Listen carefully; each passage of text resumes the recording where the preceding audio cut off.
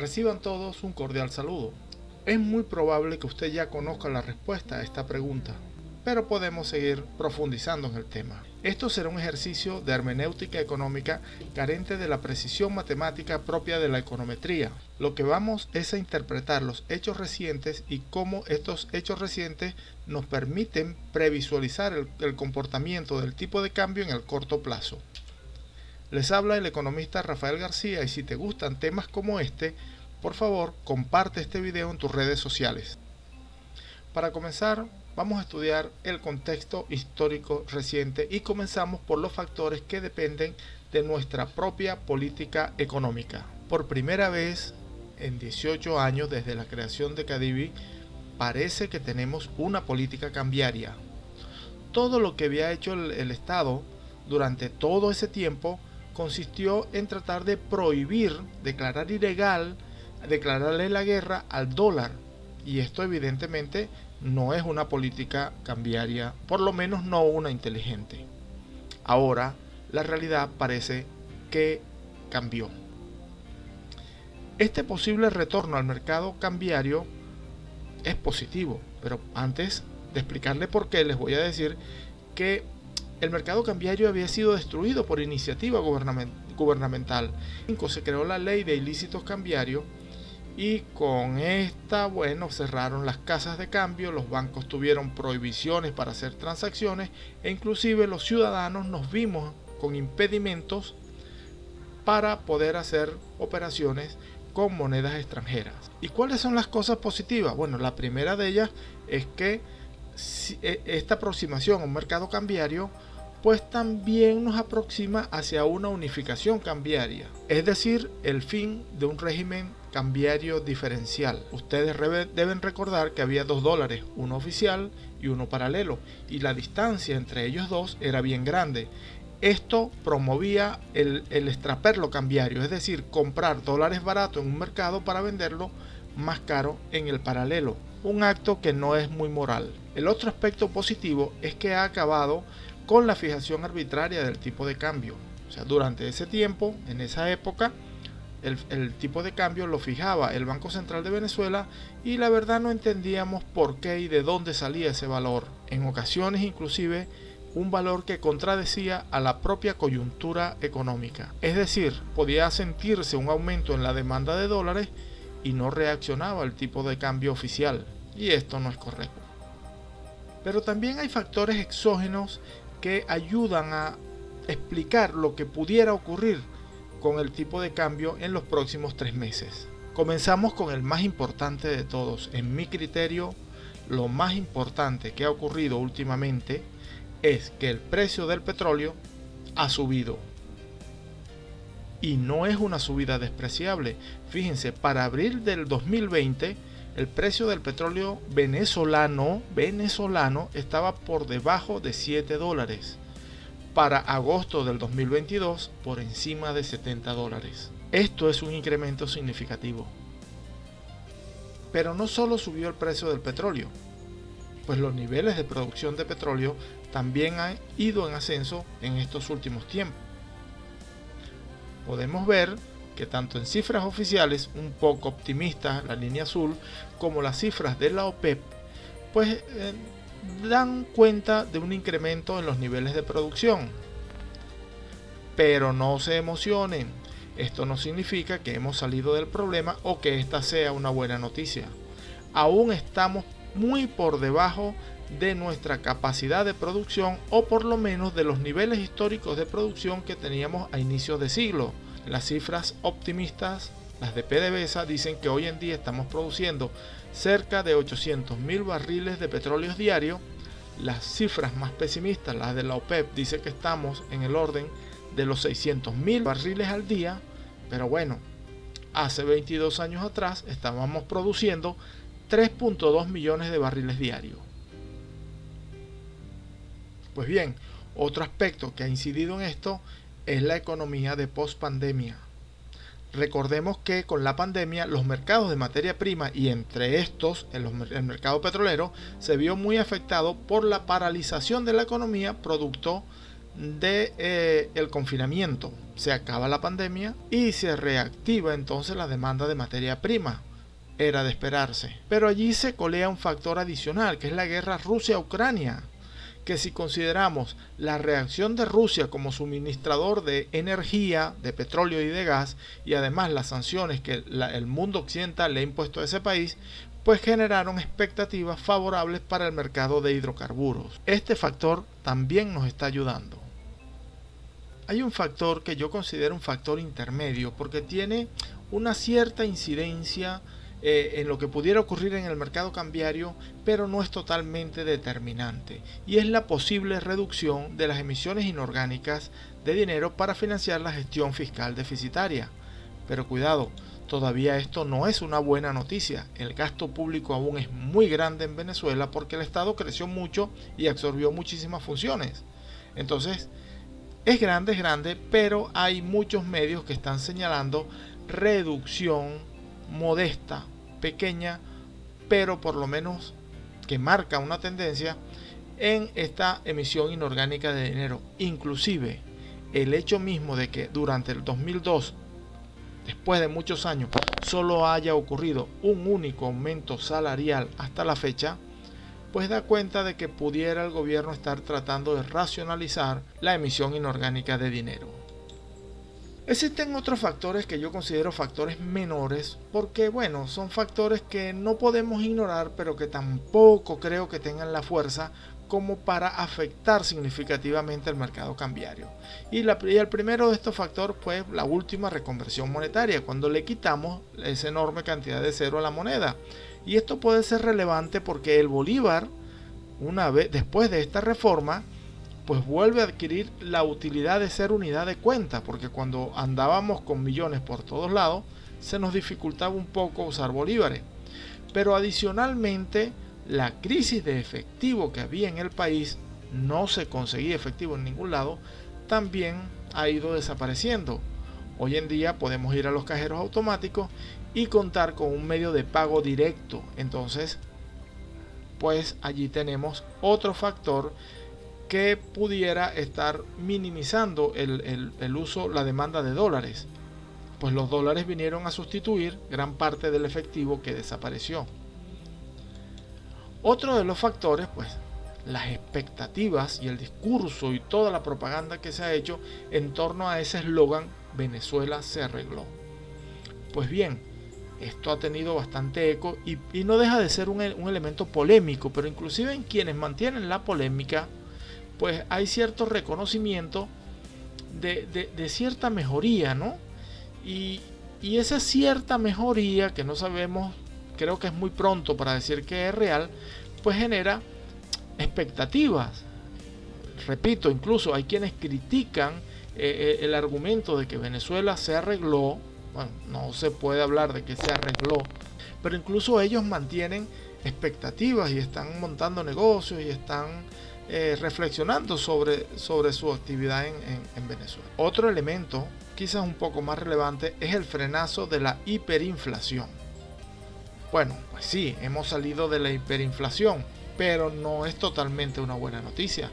Nosotros ahora estamos manteniendo niveles de inflación más o menos parecidos a los que habían antes del 2017. Es decir, salimos de una hiperinflación, una situación muy grave, a una situación de inflación galopante que es también una situación grave, pero menos grave, ¿no? Otra de las acciones con la cual el Estado intentó o intenta frenar la demanda de divisa, pues es precisamente la de crear un impuesto a las transacciones que se hacen en monedas extranjeras. Esto es una medida pigoviana que por lo menos en teoría debería desestimular los actos que generan esa obligación tributaria. Claro, habría que esperar un tiempo para ver si esto funciona o no. Existe también, y no deja de ser determinante para lo económico, el hecho de que los niveles de confrontación política en el país pasaron de un nivel a otro, un nivel quizás marcado por la violencia a un nivel un poco más discursivo. Se han incorporado nuevos actores, los actores viejos han ido cambiando su discurso y su postura, y esto no, insisto, es muy importante para la economía. No quiero cerrar este segmento sin invitarlos a leer bien la frase que está aquí abajo. La ilusión de armonía no es armonía real. Bueno, pero centrémonos por un momento en el cambio que hubo en el esquema cambiario en Venezuela, ¿no? Fíjense, para agosto del 2018 desaparece el DICOM y con el DICOM prácticamente se sella, por lo menos formalmente, por lo menos legalmente, cualquier mecanismo de control de cambio en el país. La Asamblea Constituyente, que no sabemos qué fue lo que constituyó, bueno, pero por lo menos legalizó las operaciones cambiarias que por efectos de aquella ley de ilícitos cambiarios pues estaban causando más problemas que beneficios. Y en mayo del 2019 pues se empiezan a reactivar nuevamente las casas de cambio, se permite la convertibilidad interbancaria. Aclaro, antes del 2019, desde el año 2015, la convertibilidad interbancaria, es decir, las transacciones en monedas extranjeras entre los bancos, estaba limitada únicamente a la banca oficial. Ahora, a partir de mayo de 2019, esto se extendió a todo el sistema bancario, pero con una marcada intervención del Estado, tanto vigilando el tipo de cambio, o sea, el precio del dólar, como las cantidades que se estaban moviendo. Y bueno, es cuando empezamos a notar la unificación cambiaria y el dólar oficial y el dólar paralelo pasan prácticamente a tener un nivel muy parecido. Y es en septiembre del año 2019 hasta nuestros días donde por lo menos formalmente le hicieron caso a la mayoría de los economistas y estamos en un aparente régimen de convertibilidad, de libre convertibilidad, ¿no? ¿Esto qué significa? Bueno, que el tipo de cambio presuntamente está siendo fijado por la oferta y la demanda según las transacciones que se hacen en un mercado cambiario. Dentro de esto, quizás una de las cosas interesantes es que el marcador referencial del tipo de cambio lo establece la banca y no el Banco Central de Venezuela. Es decir, la banca en sus mesas cambiarias hace las operaciones, determina el tipo de cambio, estas envían esta información al BCB que lo promedia y entonces aparece allí el famoso valor del dólar oficial. En las redes sociales han aparecido muchas voces que dudan de estos mecanismos. Sin embargo, llama la atención que no han aparecido formalmente voceros de la banca o personas vinculadas a la banca que cuestionen este procedimiento. El otro elemento, pues no todo es perfecto, es que no es una convertibilidad basada en libertades plenas. Existe un control de movilidad en este momento. ¿Y qué significa eso? Significa que el Estado se está reservando el derecho de limitar las cantidades de divisas que se pueden hacer en el mercado cambiario formal. Pero lo más importante de esto es lo que aparece aquí al final. El Banco Central de Venezuela dejó de ser, por lo menos aparentemente, una institución que está determinando unilateralmente el tipo de cambio. Sin embargo, actúa en el mercado cambiario como interventor, es decir, está haciendo lo que los economistas llamamos flotación sucia. ¿Qué es esto? Pues bueno, simplemente cuando él siente la necesidad de intervenir, él actúa en el mercado cambiario ofreciendo dólares, aumentando la oferta de dólares y teniendo un efecto de reducción del tipo de cambio. ¿Por cuánto tiempo y cuánto nos cuesta la intervención del Banco Central de Venezuela en el mercado cambiario? Esa es una pregunta interesante. Todo esto que he explicado quizás nos permita entender un poco esto que ha ocurrido durante el año 2022. Pues bien, la línea verde representa el tipo de cambio que marca la página Dollar Today, que es un marcador cambiario privado que se publica diariamente y que tiene bastante difusión. Y la línea azul es la del Banco Central de Venezuela, que es el valor oficial del dólar en el país. Y fíjense que está muy cercano. Ahora, durante el primer trimestre, el tipo de cambio logra mantener una estabilidad extraordinaria para cómo venía comportándose en Venezuela. Es decir, casi hay colateralidad. Claro, aquí hay que tomar en cuenta que el Banco Central de Venezuela está actuando como interventor en este mercado y está generando vectores que frenan la subida del dólar. Y lo está haciendo de manera exitosa, o lo estaba haciendo hasta entonces. Porque acá ocurre un hecho del cual había ciertos rumores, pero que en cierta forma fue un hecho inesperado. Una subida bastante significativa del salario mínimo. Esto ocurre durante el mes de marzo. Y aquí vamos a detenernos un poquito porque ciertamente había rumores de aumentos salariales, pero creo que todos los agentes económicos estábamos esperando ese aumento para el mes de mayo. Lo cierto es que ese aumento se da en marzo y genera todo un espectro de incidencia sobre toda la economía y por supuesto también sobre el mercado cambiario. Es importante señalar que justo después de esa acción el Banco Central de Venezuela hace la más fuerte intervención cambiaria hasta el momento. Fijémonos en estas cifras.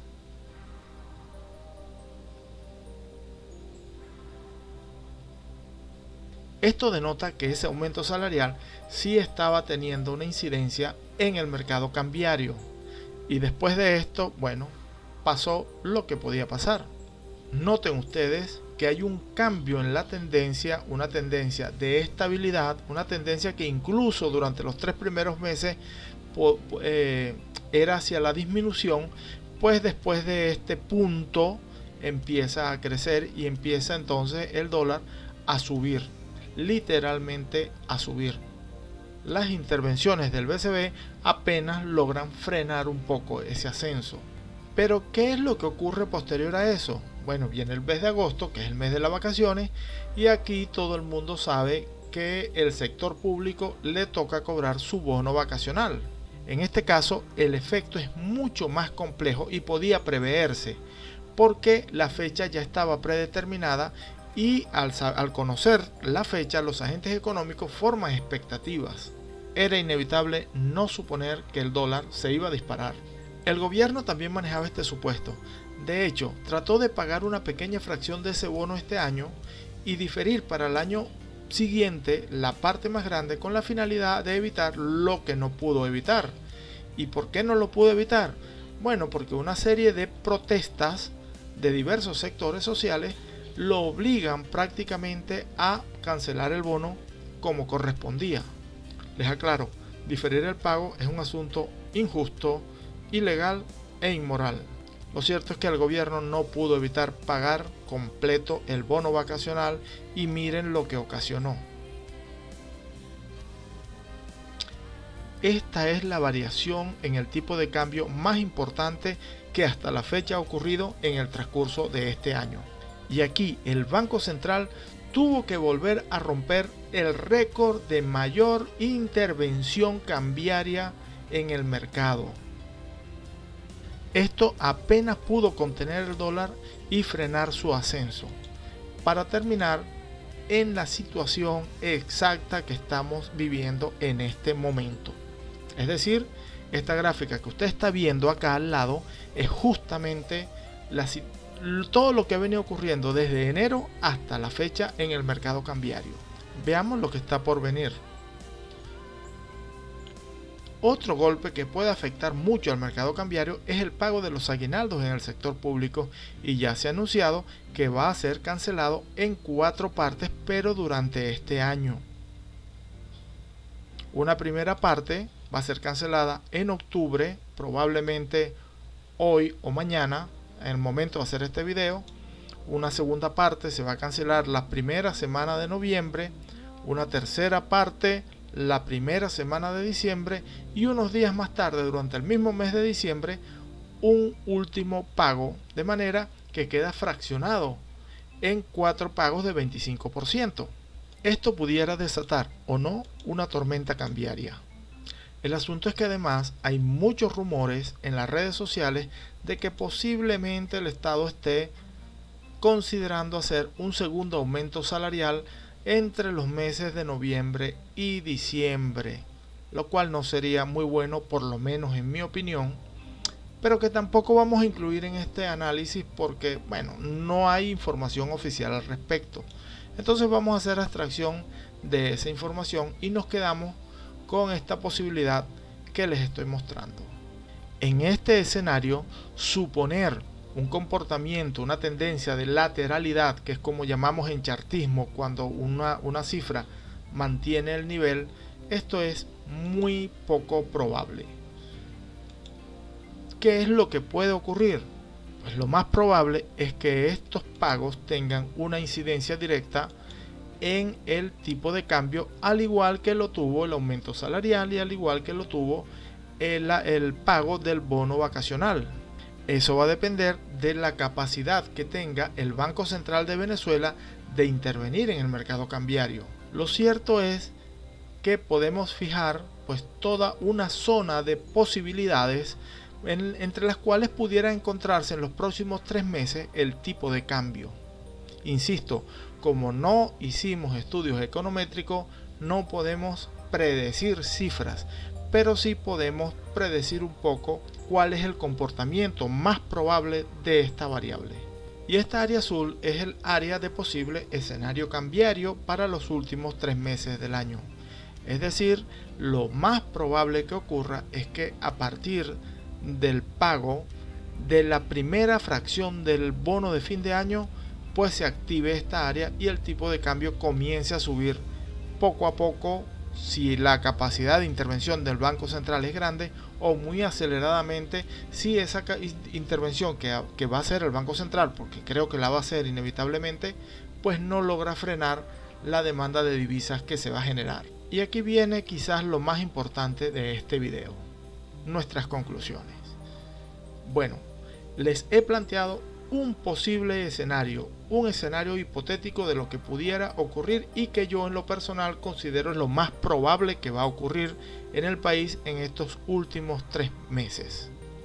Si usted es una persona que tiene ingresos en bolívares, pues y consume o compra cosas que están valoradas en dólares, usted sabe que su ingreso en función de esas cosas que compra va a sufrir progresivamente una disminución. Es decir, los que ganan en bolívares van a ganar progresivamente menos en función a lo que se compra en una economía casi dolarizada, informalmente dolarizada.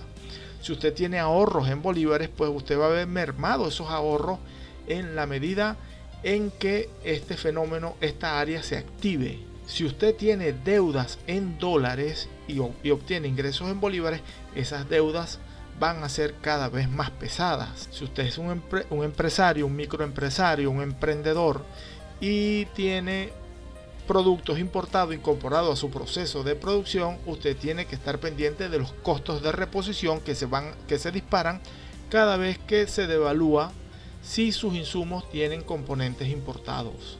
En esencia, debemos estar pila, debemos estar pendientes del escenario, debemos estar informados y asesorarnos muy bien, porque lo que está por venir puede tener efectos desastrosos. Esperemos no sea así. Bueno, muchísimas gracias a todos ustedes por la atención que le brindaron a este video. No olvides seguirme en las redes sociales, y si te gustó lo que nosotros conversamos acá, pues bueno, dale un me gusta al video, compártelo en tus redes sociales y si quieres sigue este canal. Muchas gracias por todo.